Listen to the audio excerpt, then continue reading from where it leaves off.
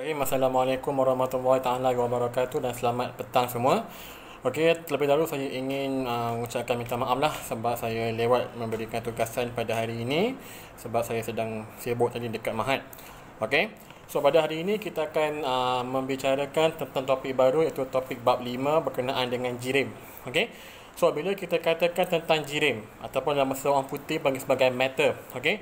So bila kita katakan tentang jirim, jirim ni kita berdefinisikan sebagai sesuatu yang mempunyai jisim dan memenuhi ruang.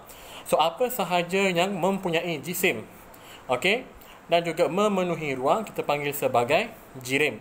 Okey, so secara asasnya jirim ni ada 3 bentuk lah yang biasa kita tengok. Pertama ialah pepejal, kedua ialah cecair, ketiga ialah gas. Okey. So, macam kita manusia, okay, haiwan, udara di sekeliling kita, air yang kita minum di sungai ataupun di laut, semua itu dipanggil sebagai jirim. Sebab apa? Sebab kesemuanya mempunyai jisim dan juga memenuhi ruang. Okay? So, jirim ini dia ada beberapa sifat. Okay? Ada 2 sifat, iaitu sifat fizikal dan juga sifat kimia. So, bila kita bicarakan tentang sifat fizikal, ia merupakan salah satu sifat yang di mana kita boleh ukur, okey, dengan menggunakan deria kita, iaitu boleh dilihat, okey, boleh disentuh, boleh dirasa dan sebagainya, dan juga benda yang boleh diukur. Okey, so dipanggil sebagai sifat fizikal. Contoh macam meja. Okey, meja ni apa yang dia punya sifat fizikal yang kita boleh rasa? Dia satu benda yang keras, okey, mungkin kasar. Okey, mungkin kuat dan sebagainya. Itu bagi sifat fizikal. Berapa panjang meja ni? Mungkin 1 meter, 2 meter yang boleh diukur. Itu sifat fizikal. Okey, sifat kimia pula dia menunjukkan sesuatu tindak balas, okey, yang berlaku terhadap satu bahan. Okey, terutama tindak balas kimia yang mungkin mempunyai tindak balas yang berbeza dipanggil sebagai sifat kimia. Contoh paling common kita panggil sebagai proses pengaratan. Okey, so proses pengaratan merupakan salah satu tindak balas kimia yang merujuk kepada sifat kimia sesuatu jirim iaitu besi. Okey, sebab apa? Sebab tindak balas kimia ini merupakan tindak balas yang tidak berbalik. Okey, yang tidak akan berbalik semula kepada bentuk tindak balas yang sebelumnya. Okey, apa lagi contoh? Pembakaran petroleum. Okey, ini merupakan antara contoh-contoh tindak balas kimia yang akan menzahirkan sifat kimia sesuatu bahan. Okey. So ini adalah 2 sifat yang boleh kita tengok, sifat kimia dan juga sifat fizikal dalam sesuatu jirim. Okey. So sesuatu jirim ini kita boleh kelaskan dia bergantung kepada beberapa faktor. Yang pertama ialah faktor ketumpatan, yang kedua ialah faktor takat lebur, yang ketiga ialah faktor takat didih, dan yang keempat ialah faktor keterlarutan. So, bila kita tengok kepada konteks ketumpatan, nak definisikan ketumpatan ialah satu bahan iaitu jisim per unit isi padu bahan. Okay, jisim per unit isi padu bahan ini dipanggil sebagai ketumpatan. Berarti ketumpatan ialah jisim bahagi dengan isi padu sesuatu bahan.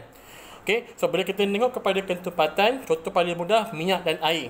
Okay, apabila kita campurkan minyak dan air dalam satu bekas yang sama, kita akan dapati minyak akan berada di atas, terapung di atas, air berada di bawah. So, apa sahaja yang berada di bawah, kita panggil sebagai lebih tumpat. Dalam konteks minyak dan air, minyak kurang tumpat berbanding dengan air. Sebab itu minyak berada di atas air. Okey. So, setiap jirim, okay, tak kisah baik jirim pepejal, cecair ataupun gas, mempunyai ketumpatan yang berbeza-beza.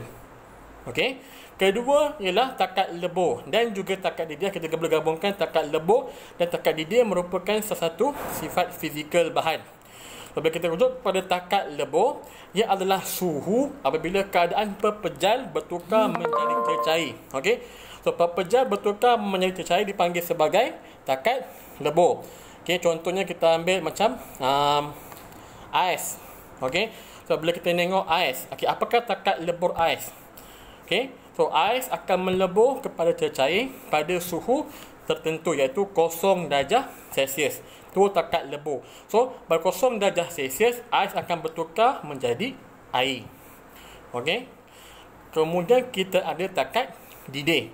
So, takat didih ialah suhu apabila cecair bertukar menjadi gas. Okay, contoh ialah seperti air takat didih air ialah 100 darjah Celsius.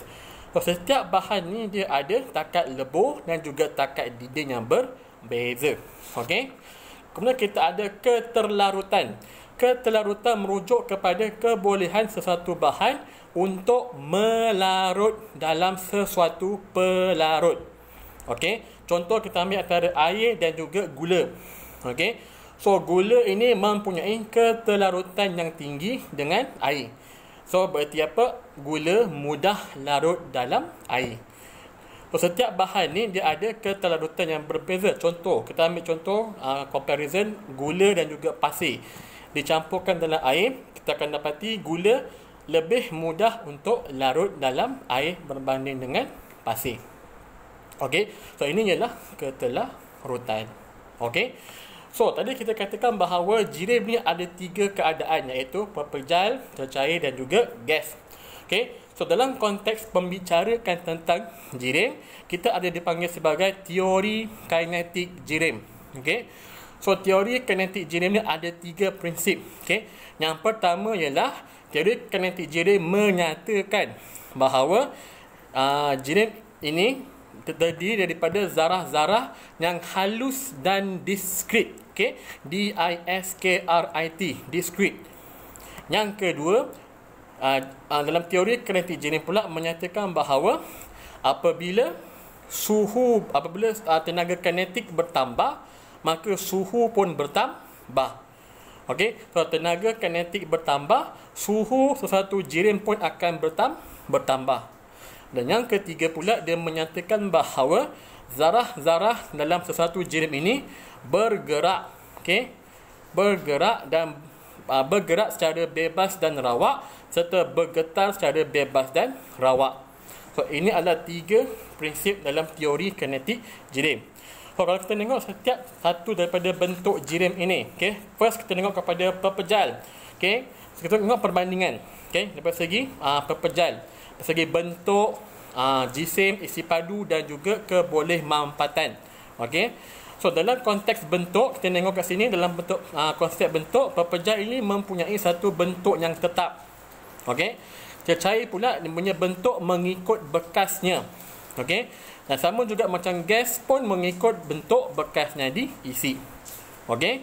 Kalau kita tengok pada jisim pula, pepejal dan juga tercair mempunyai jisim yang tetap. Tetapi gas dia tidak mempunyai jisim yang tetap. Dia boleh berubah-ubah bergantung kepada beberapa faktor yang lain. Ketiga ialah isi padu. Okey. So, isi padu bagi pepejal dan juga tercair adalah tetap. Okey, isi padu adalah tetap bagi pepejal dan juga tercair. Tetapi untuk gas, isi padunya mengikut bekas tu. So, kalau satu bekas itu ada isi padu sebanyak 20 cm padu, so itulah isi padu gas dalam bekas tersebut. Dia mengikut bentuk, dia mengikut isi padu bekas. Okey. Dan dari segi kebolehmanfaatan, okey, pepejal ni dia tidak boleh dimanfaatkan. Okey, cuba hari ni kamu manfaatkan meja, boleh? Okey, kamu kalau boleh beritahu saya lah. Okey. Tapi pepejal secara saintifiknya tidak boleh dimanfaatkan. Tercair dia sukar dimanfaatkan. Dia boleh tapi sukar dimanfaatkan. Dan gas boleh dimanfaatkan dengan mudah. So, ini adalah antara perbandingan sifat-sifat antara pepejal, tercair dan juga gas. Okey. Dan dari segi susunannya, yang kamu boleh rujuk pada muka surat 147 buku teks kamu, dalam segi konteks susunan gas. Okey. So, ruang antara zarah-zarah gas ni dia sangat besar. Sebab ingat, gas ini mempunyai tenaga kinetik yang sangat tinggi. So, setiap zarah, okey, yang dipunyai oleh gas ini, dia akan bergerak secara bebas dan rawak. Okey.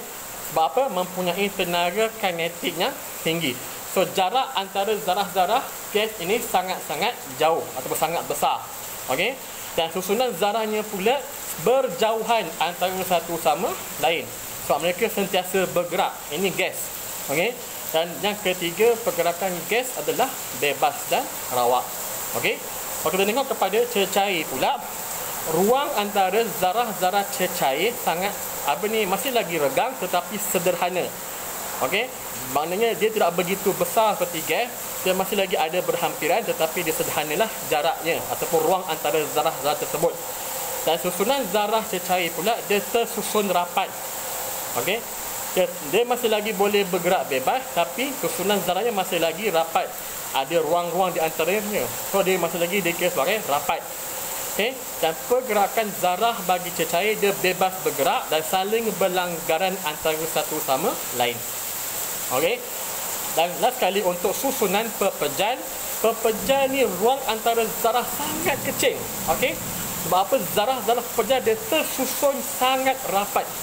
Okey, sebab apa? Sebab daya ikatan antara setiap zarah-zarah dalam pepejal sangat kuat.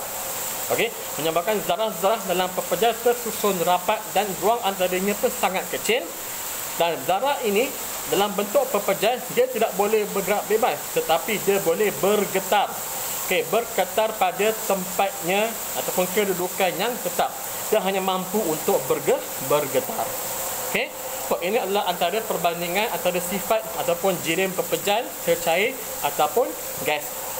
Okey, so secara amnya dalam konteks resapan, okey, kita tengok pepejal, cecair dan gas, antara tiga bentuk jirim ini, okey, kadar resapan yang paling mudah ialah dalam bentuk gas. So apakah itu resapan?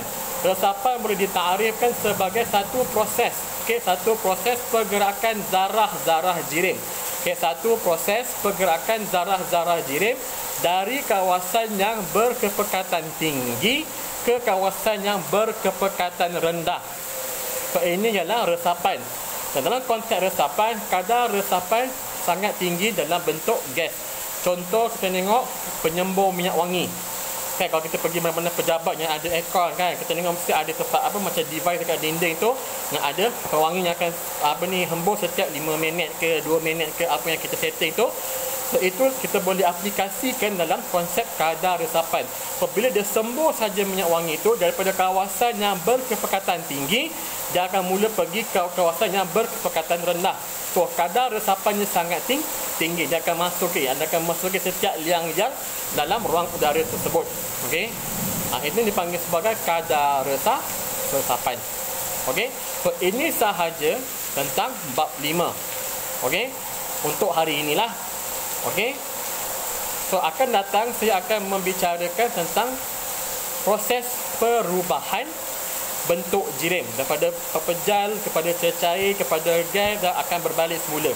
Okey, so ini saya akan terangkan dalam kelas yang akan datang. So apa sahaja persoalan yang kamu ada, anda boleh ajukan kepada saya secara personal lah. Okey, dan berkaitan dengan bab pembiakan yang sebelum ini, saya tahu masih lagi ada yang tak faham lah, terutama dalam pembiakan tumbuh-tumbuhan. Okey, so saya harap kalau ada persoalan sila tanya.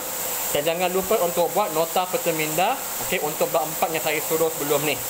Okey, baik, terima kasih. Assalamualaikum warahmatullahi taala wabarakatuh.